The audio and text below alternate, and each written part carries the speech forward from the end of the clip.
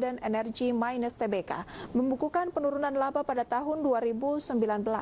Rata-rata memang turun ya untuk emiten-emiten yang bergerak di tambang ini. Kita lihat GEMS ini membukukan pendapatan usaha sepanjang 2019 1,1 miliar dolar Amerika, masih tumbuh 5,76% dibandingkan periode yang sama tahun 2018 yang hanya 1,04 miliar dolar Amerika. Ya, sementara itu pemirsa, laba perseroan periode Januari hingga Desember tahun 2019 ini yang turun pemirsa. Turun 33,78% menjadi 65,4 juta dolar Amerika dari periode yang sama tahun sebelumnya atau tahun 2018 yang mencapai 98,77 juta dolar Amerika. Itu dia perbandingannya, dapat Anda saksikan di layar. Kemudian untuk debt to equity ratio perusahaan pada tahun 2019 adalah sebesar 1,17 kali dari raihan liabilitas dan ekuitas yang masing-masing 422,37 juta dolar Amerika dan 358,26 juta dolar Amerika. Nah, jika dibandingkan dengan tahun 2018 itu 1,21 kali dari raihan liabilitas dan ekuitas pemirsa masing-masing 382,23 juta dolar Amerika dan 315,81 juta dolar Amerika. Adapun pemirsa, pada tahun ini manajemen Golden Energy menargetkan penjualan 1 juta hingga 1,5 juta ton batu bara dengan membidik pasar baru ke wilayah Filipina dan juga Vietnam.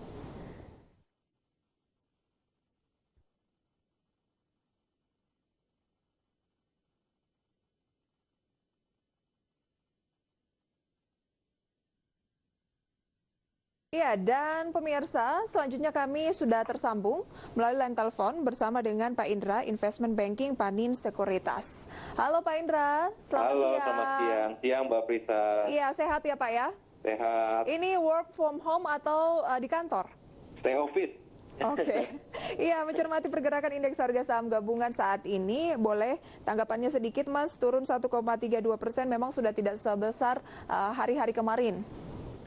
Ya, aku lihat sih pola pergerakan market saat ini masih cenderung volatile ya. Tadi sempat juga kita perhatikan minusnya sekitar 2,5% pagi, kemudian sempat hijau juga tipis, kemudian sekarang koreksi lagi.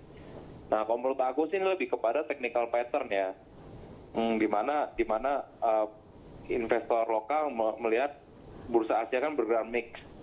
Nah, ini momentum yang dimanfaatkan para trader. Seperti itu, Mbak.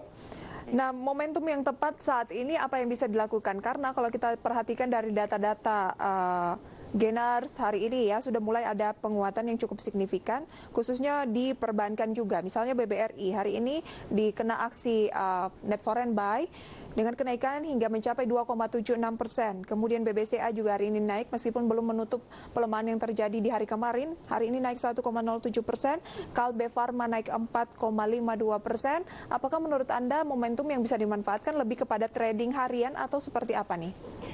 Iya, seperti yang Mbak sebutkan tadi, mungkin saat ini strategi yang paling tepat adalah trading harian.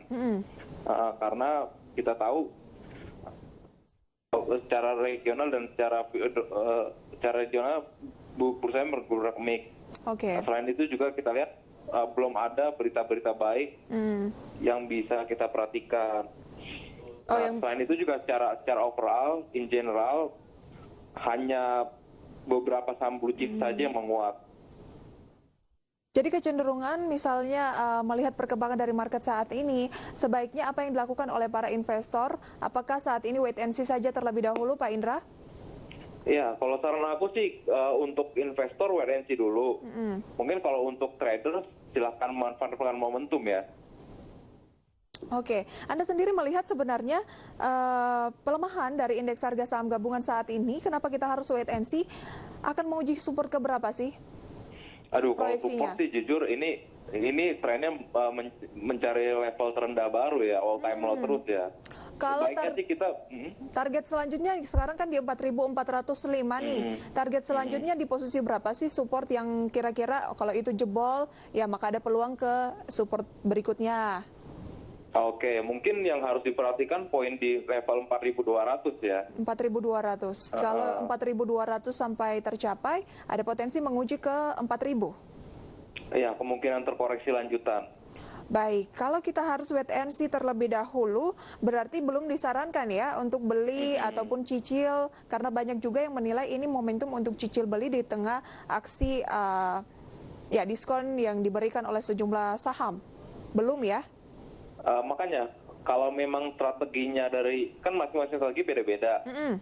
Apabila Mbak punya view-nya lebih jauh, rentang 5-10 tahun, nah ini momentum yang pas untuk mencicil. Oh, Tapi apabila Mbak punya investment view horizonnya itu 1-3 tahun, saya rasa bijaknya menunggu bottom dulu. oke. Jadi kalau untuk jangka 1 sampai 3 tahun, tunggu bottom dulu ya, Betul. baru masuk. Kalau mau long investment, baru ini saat yang tepat Cicil untuk beli. cicil. Kalaupun kita mau cicil beli, yang paling pertama harus menjadi concern itu adalah sektor apa sebenarnya? Yang pasti banking.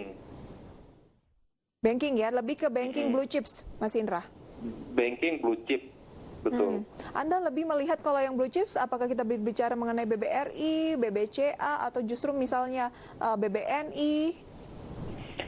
Semua saham-saham LQ45 yang perbankan, menurut aku good enough buat diinvest sih. Termasuk In untuk long term ya. oh long term, berarti yang 5 sampai 10 tahun. Yes. Kalau yang 1 sampai 2 tahun? Nah, kalau 1-2 tahun ini kan kita pasti ngelihat impact dari virus corona terhadap perekonomian kan. Nah, kalau misalnya kita ngomongin sektor perbankan nih, nah kita tahu kan mungkin impact-nya ke NPL. Oke. Nah, posisi NPL itu kan belum bisa kita dapetin saat ini. Kita harus ngelihat rilis dari laporan keuangan emiten. Nah, itu yang harus kita perhatikan poin-poinnya. Jadi itulah kenapa saya menyarankan untuk investment 1-2 tahun, apalagi sektor perbankan, tunggu momentumnya dulu. Oke, dan sekarang ini belum momentumnya ya, karena market Belum masih tepat. volatile. Baik. Betul. Bagaimana Anda juga menanggapi kondisi selain dari pelemahan indeks harga saham gabungan, pelemahan dari nilai tukar rupiah nih? Saat ini sudah di 15.218. Apa yang harus diantisipasi oleh para investor di rumah? Nah, itulah yang mau menjadi concern tambahan saya. Selain daripada IHSG kita melemah, rupiah kita juga cenderung melemah. Nah, ini trennya sendiri adalah penguatan US dollar. Kita tahu investor asing, terutama hot money ya, mereka menjual aset-aset beresiko di negara berkembang, kemudian mengkonversikan uangnya ke US dollar. Itu kenapa salah satu alasan kenapa USD-nya menguat. Nah, apabila kita lihat tren USD ini udah bergerak menguat, artinya pergerakannya ini kurang bagus terhadap perekonomian. Nah, ada baiknya kita wait and see dulu sampai rupiahnya juga ikut stabil. Baik. Nah, bagaimana dengan itu kalau memang para investor tertarik untuk melakukan pembelian atau belum punya posisi? Nah, menurut Anda bagaimana dengan yang sudah punya posisi dan saat ini melihat pelemahan yang terus berlangsung, ada strategi tidak untuk paling tidak meminimalisir kerugian yang ada? Ya, untuk meminimalisir cuma ada dua pilihan. Either cut loss atau average down. Nah, level-level average down ini sendiri kan mereka juga bingung ya, karena memang disarankan juga seperti salah satu Mas Indra yang bilang, jangan dulu, wait and see dulu. Nah, mereka juga bingung posisi untuk averaging tuh harusnya seperti apa. Mungkin ada masukan dari Mas Indra gimana? Posisi average yang tepat adalah satu, pertama tentukan dulu cash flow dari kantong masing-masing. Nah, berapa banyak buying power dari Mbak bisa average down. Anggap contohnya. Kemudian cari market timing yang tepat. Nggak perlu cari titik bottom. Yang penting angka yang tepat, formula yang tepat untuk mendapatkan average price yang baik. Oke, ada tidak salah satu contoh dari Mas Indra mengenai sebuah emiten yang bisa diberikan contohnya waktu yang tepat untuk buy itu di posisi berapa? Mungkin misalnya BBCA, gimana? Oke, kita ambil contoh BBCA. Iya, BBCA. Nah, BBCA ini kan cenderung pergerakannya volatile. Saran saya adalah wait and see dulu. Sampai semuanya stabil, kondisi makronya stabil, baru mengakumulasi kembali saham BCA. Nah, apabila saham tren BCA yang udah berbalik arah, kita mulai menyiapkan cash flow untuk meng-average down Baik, saat ini atau kan meng-average up. saat Gimana? ini kan sedang naik 0,98%. Ini belum menjadi confirm bahwa berbalik arah ya? Belum. Belum, oke. Ditahan sebentar ya, Mas Indra. Kami akan sampaikan terlebih dahulu informasi penutupan perdagangan di sesi pertama ini, pemirsa. Di mana indeks harga saham gabungan juga dapat Anda saksikan di layar televisi Anda. Ditutup di sesi 1 ini turun 1,22% pada posisi 4.402,432 atau 54 poin. Dengan kita lihat sekitar 265 saham melemah. 103 saham ini stagnan dan 102 saham menguat. Sementara itu pemirsa, level tertinggi yang sempat dicapai oleh IHSG tadi sempat positif di 4473, namun akhirnya kembali koreksi di penutupan sampai dengan saat ini dan pembukaannya di 4456. Kita kembali ke Pak Indra, Investment Banking Panin Sekuritas. Bapak bagaimana menanggapi kondisi pelemahan indeks saat ini dan kira-kira peluangnya di sesi kedua akankah paling tidak pelemahannya hanya di 1% saja, 1-2%, tidak seperti kemarin yang sempat menjelang closing di sore hari turun 5% dan kena trading halt 30 minutes. Nah, itu salah satu risiko yang harus kita antisipasi. Apabila kita asumsikan hari ini yang menggerakkan pasar adalah full trader, kemungkinan sesi 2 mereka akan melikuidasi portofolio mereka. Oke, jadi saya dikhawatirkan di sesi 2 nanti ada tekanan jual tambahan. Berarti benar-benar hanya memanfaatkan momentum ya, bahkan Betul. tidak menjadi harian, mungkin beberapa jam gitu, beberapa jam saja Iya. gitu ya. Oke, jadi untuk saat ini Anda tidak sarankan untuk masuk dulu, masih ada peluang bottom lebih jauh untuk IHSG dan sejumlah saham-saham tentunya dengan peluang IHSG support tadi di 4.200 ya. Betul. Kalaupun ada penguatan, kira-kira posisinya berapa? Kita berbicara resisten. I think psychological level 4.500. 4.500. Baik, kita tunggu saja seperti apa arah pergerakan dari indeks. Semoga bisa membalik arah secepatnya ya. Amin. Terima Amin, kasih Mbak. banyak Mas Ya, Indra, sama-sama, selamat Mbak. beraktivitas kembali. Sukses Iya. untuk Anda.